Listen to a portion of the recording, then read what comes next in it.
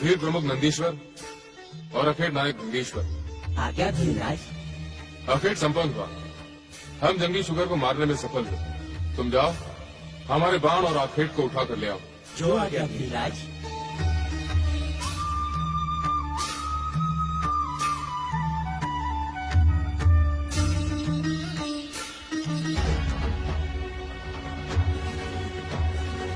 कौन हो तुम और मुझे मेरा आखेट उठाने से क्यों रोक रहे हो? मैं कौन हूँ ये पूछकर अपना अज्ञान प्रकट मत करो तपस्वी। मेरे वस्त्र ही मेरा परिचय है। मैं इस वन के भीलों का प्रमुख हूँ। जहाँ तक इस आखेट की बात है तो ये आखेट हमारा है। स्वयं भीलराज ने इस शुकर को अपने तीर से मारा है। तुम दोनों मुझे मूर्ख और कपटी दिखाई देते हो। बिना समझे मुझे जो मन में आ रहा है कह रहे हो। इस शुकर का आखेट अभी अभी मैंने किया है। इस बात का क्या प्रमाण है कि आखेट तुमने किया है? मेरा तीर इस बात का प्रमाण है। इस प्रकार के तीर का प्रयोग संसार में केवल मैं ही करता हूँ। तुमने अपने धनुष से एक तीर छोड़ा था कि दो? तीर तो मैंने एक ही छोड़ा था। तो पहले देखो, यहाँ दो तीर पड़े हैं अथवा एक? तीर एक हो या दो, मैं इतना जानता हूँ कि ये शुकर मेरे प्रहार से मरा है। मैं तो पहले ही समझ गया था कि ये कपटी है। भला कोई तपस्वी इस प्रकार अस्त्र शस्त्र धारण करके तपस्या करता है? ये मैं भी जानता हूँ कि तपस्या अस्त्र शस्त्र के साथ नहीं की जाती। पर हम क्षत्रिय हैं, शूरवीर हैं। हमारे आराध्य आशुतोष भगवान शिव भी तो अपने प्रिय त्रिशूल के साथ समाधि में लीन रहते हैं। यदि मेरे आराध्य अस्त्र शस्त्र के साथ समाधि लगा सकते हैं तो मैं क्यों नहीं लगा सकता? तो क्या तो शिव है? नहीं, मैं तो उनका एक साधारण सा भक्त हूँ। अपने आराध्य के दिखाए हुए मार्ग का अनुसरण करना हर भक्त का कर्तव्य होता है। तुम दोनों को जितना कहना था कह चुके। अब जाओ, जाके अपने स्वामी भीलराज को बुला लाओ। जाओ जाओ।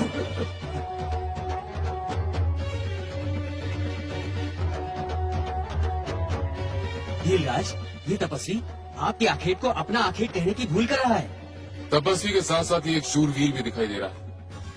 यदि ये केवल एक शूरवीर होता तो हम इसे बिना कुछ कहे ही दंडित करते, परंतु ये एक तपस्वी भी है। इसलिए इस पर प्रहार करने से पहले हम इसे सावधान कर देना अपना कर्तव्य समझते हैं। दूत, आज्ञा भीलराज। हम प्रहार के लिए इस पर शस्त्र उठाएं, उससे पहले जाकर इसे सावधान कर दो।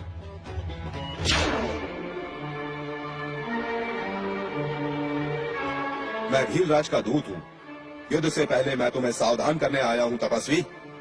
भीलराज की ओर देखो, तुम्हारी भलाई इसी में है। इस स्थान को छोड़कर शीघ्र भाग जाओ।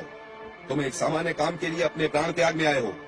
ये तो मेरे पुत्र समान गांडीवधारी अर्जुन है, किंतु ये भीलराज से युद्ध के लिए क्यों उकसा रहा है? तुम्हारे स्वामी ने जो कुछ कहा वो मैंने सुन लिया। अब जाकर अपने स्वामी से कहो उन्होंने जो कुछ कहा है वो विपरीत हो जाएगा। जानते हो क्यों? क्योंकि जिस प्रकार वनराज सिंह गीदड़ से नहीं डरता, उसी प्रकार हम क्षत्रिय भीलों से भयभीत नहीं हो सकते। जाओ, कह दो अपने स्वामी से। देवराज, मुझे लगता है इस वाद विवाद का कारण ये मरा हुआ शूकर है। आपका अनुमान सत्य है पवन देव, किंतु इस तपस्या के बीच में युद्ध को आमंत्रित करके मेरे पुत्र समान अर्जुन की तपस्या का फल व्यर्थ हो जाएगा। भीलराज, कुछ कहने की आवश्यकता नहीं, हमने सब सुन लिया। तुम जाओ।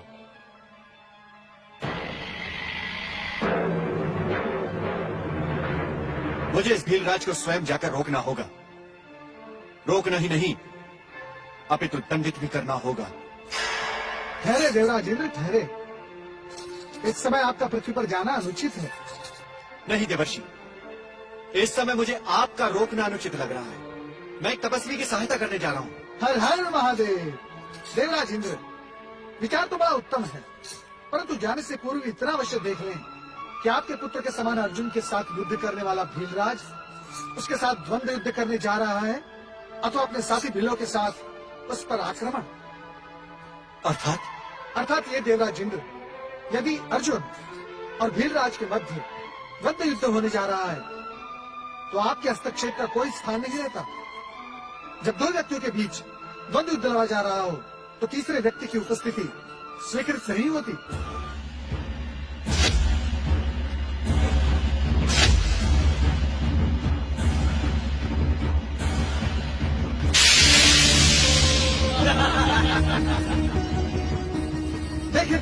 देखें, भीलराज और अर्जुन के मध्य द्वंद्व युद्ध का प्रारंभ हो चुका है। और आप ये भी देखें कि भीलराज के साथी भील केवल इन दोनों के द्वंद्व युद्ध कौशल को देख रहे हैं, प्रहार नहीं कर रहे हैं।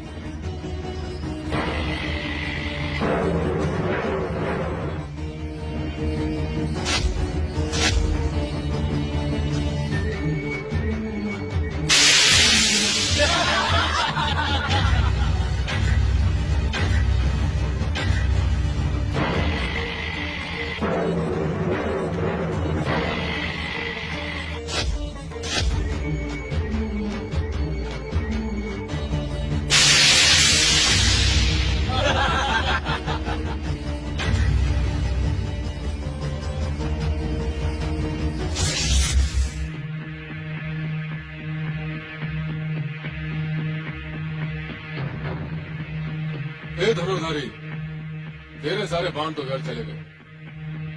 यदि अब भी तुझमें शक्ति और साहस है तो आ मेरे साथ परशु युद्ध कर। मुझे आपकी चुनौती स्वीकार है।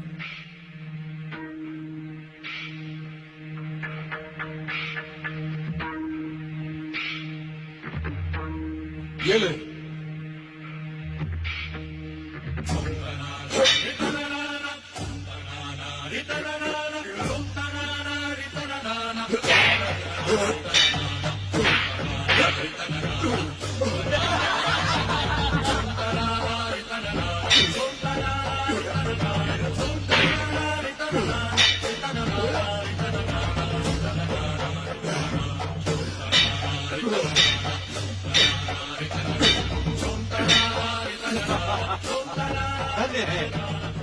धन्य है कुंती पुत्र अर्जुन का पराक्रम।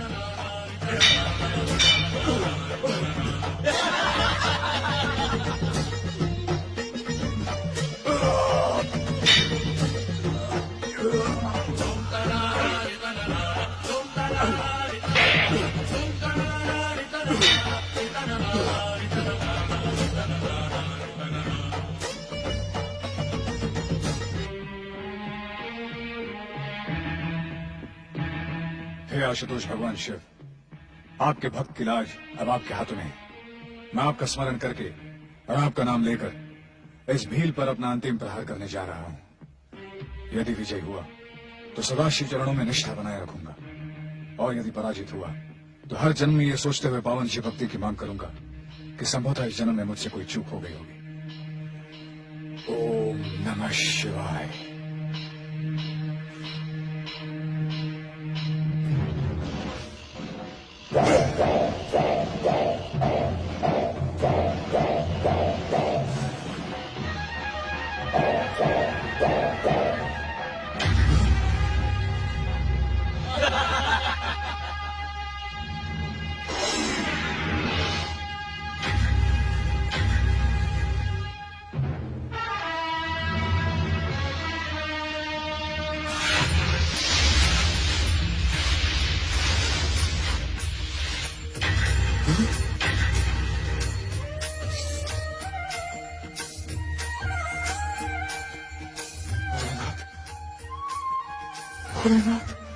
भगवान भोलेनाथ की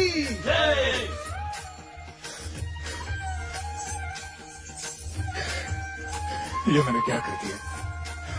मैं अपने आराध्य को पहचान नहीं सका। अपने आराध्य को प्यार करके मैंने घोर पाप किया है। हे आशुतोष, मैं आपका अपराधी हूं। धिक्कार है मुझे, धिक्कार है। उठो वत्स, दुखी रहो वत्स। मैं तो तुम्हारे पराक्रम और पुरुषार्थ की परीक्षा ले रहा था और तुम अपनी परीक्षा में सफल हुए। नहीं प्रभु नहीं, ये सफलता नहीं, कलंक है, पाप है। मैं स्वयं को क्षमा नहीं कर सकता प्रभु। मैंने तुम्हारी परीक्षा लेने के लिए ही ये लीला रची थी, इसलिए तुम शोक को त्याग दो। नहीं प्रभु नहीं, मैंने आप पर प्रहार करके जीवित रहने का अधिकार खो दिया है। इस घोर पाप का प्रायश्चित केवल मृत्यु है। मैं अभी इसी समय अग्नि को प्रज्वलित करके आत्मदाह करते हुए अपने पापों का प्रायश्चित करूंगा प्रभु। भक्त का स्थान भगवान से भी श्रेष्ठ होता है भक्तराज। यदि तुम कुछ करना चाहते हो तब भी मैं तुम्हें रोक नहीं सकता। भक्त होने के नाते तुम अपनी इच्छा पूर्ण करने के लिए स्वतंत्र हो। यदि तुम आत्मदाह करके अपना अंत कर देना चाहते हो तब भी मैं तुम्हें रोकूंगा नहीं। केवल इतना अवश्य कहूंगा कि आत्मदाह करने से पूर्व एक बार अपने सखा, अपने मार्गदर्शक कृष्ण के दर्शन अवश्य कर लो। आपके आगे शिरोधार्य, मैं इसी समय ईश्वर को पुकारता हूँ। हे द्वारकाधीश श्री कृष्ण, मैं आपका सखा कुंती पुत्र अर्जुन आत्मदाह करने से पहले दर्शन करना चाहता हूँ। हे केशव, मुझे दर्शन दे। हे द्वारकाधीश, शीघ्र प्रकट हो, शीघ्र प्रकट हो द्वारकाधीश, शीघ्र प्रकट हो केशव।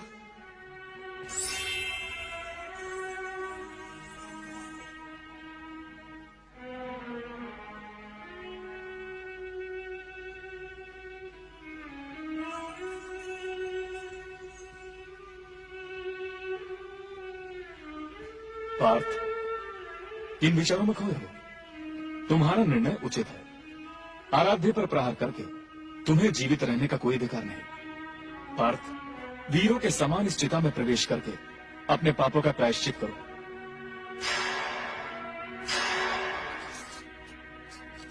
द्वारकाधीश, द्वारकाधीश, ये आप क्या कह रहे हैं? मैंने आपसे तो कुछ नहीं कहा देवऋषि।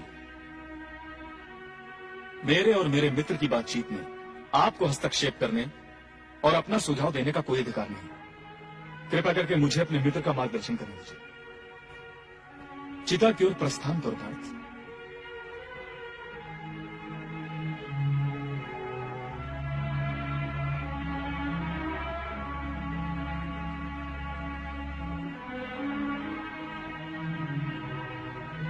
मैं कुंती पुत्र अर्जुन अपने आराध्य आशुतोष भगवान शिव को पहचान न पाने और प्रहार कर देने के पाप को धोने के लिए आत्मदाह कर रहा हूं।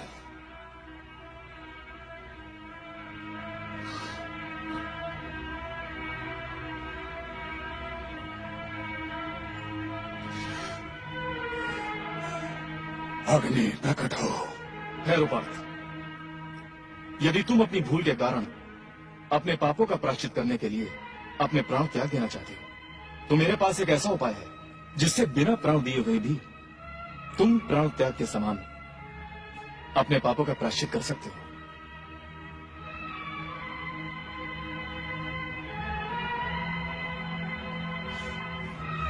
ये आप क्या कह रहे हैं केशव? मृत्यु का कोई दूसरा रूप नहीं हो सकता? हो सकता है पार्थ, क्योंकि मैं जो उपाय बताने जा रहा हूं वो वेद और पुराणों द्वारा भी स्वीकृत है।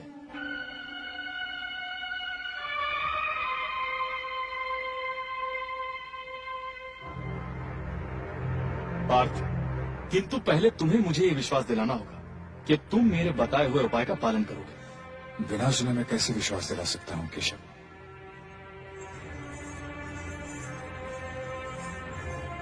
पार्थ, केशव तुम्हारे मित्र, तुम्हारे सखा और सच्चा मित्र संकट के समय साथ देता है।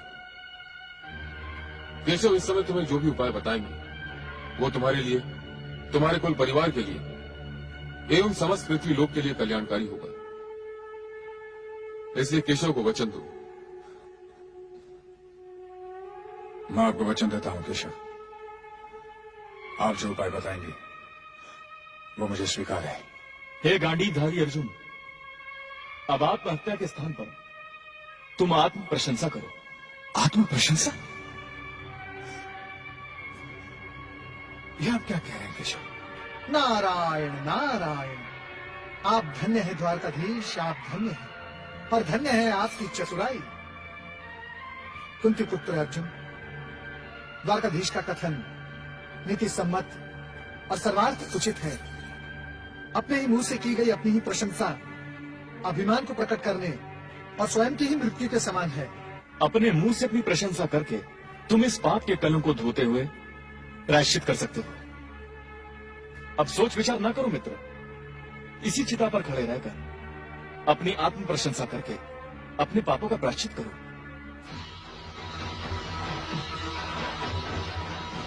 मैं कुंती पुत्र अर्जुन इस संसार का सर्वश्रेष्ठ योद्धा हूं। मेरे गांडीव से निकला तीर संसार के किसी भी वीर के प्राण को हरने में सक्षम है।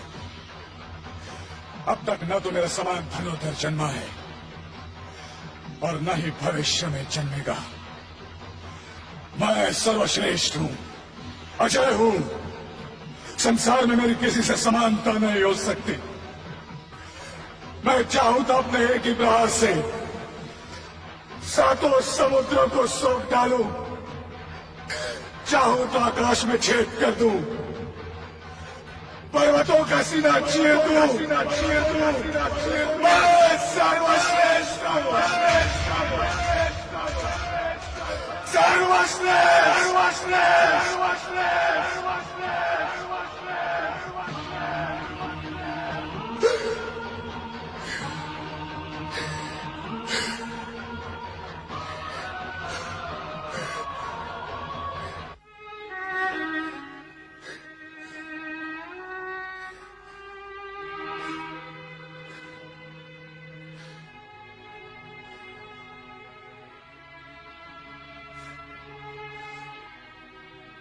पार्थ, द्वारकाधीश श्री कृष्ण की चतुराई से तुम्हारा दूसरा जन्म हुआ है। तुमने स्वयं ही की आत्म प्रशंसा करके मृत्यु को वर्ण किया है और लज्जित होकर नए जीवन को पाने का अधिकार पाया है। इस नए जीवन के लिए अपने मित्र को धन्यवाद दो पार्थ। धन्यवाद देने के अनेक अवसर आएंगे पार्थ, फिर कभी दे देना। इस समय आशुतोष भगवान शिव तुम्हारी भक्ति भावना से प्रसन्न है, तुम पर कृपा करने के इच्छुक है।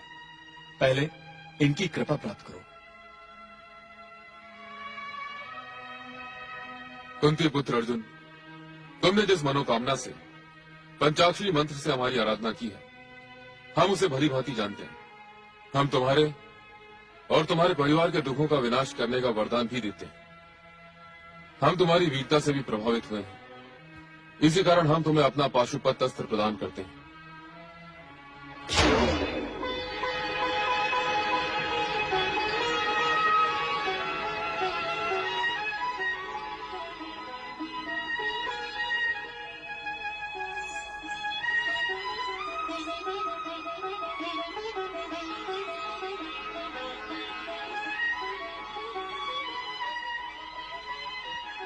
इस महान पाशुपत अस्त्र को पाकर तुम अपने समस्त शत्रुओं के लिए अजय बन गए हो अर्जुन।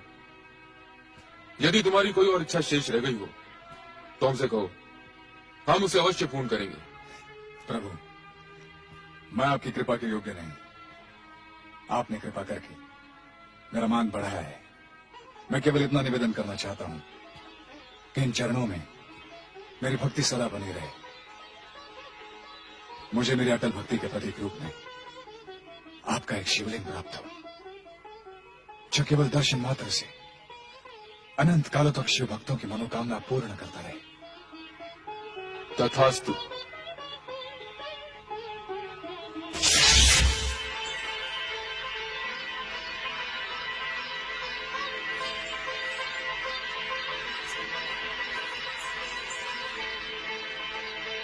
ये लो वत्स,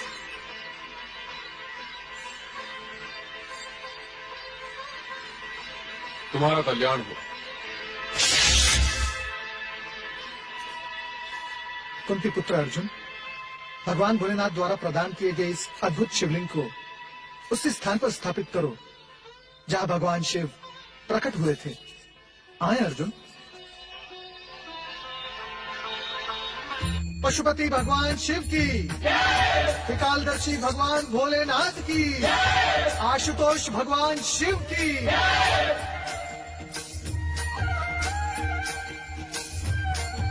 अर्जुन, तुमने अपने संकल्प और निश्चय को सफल किया।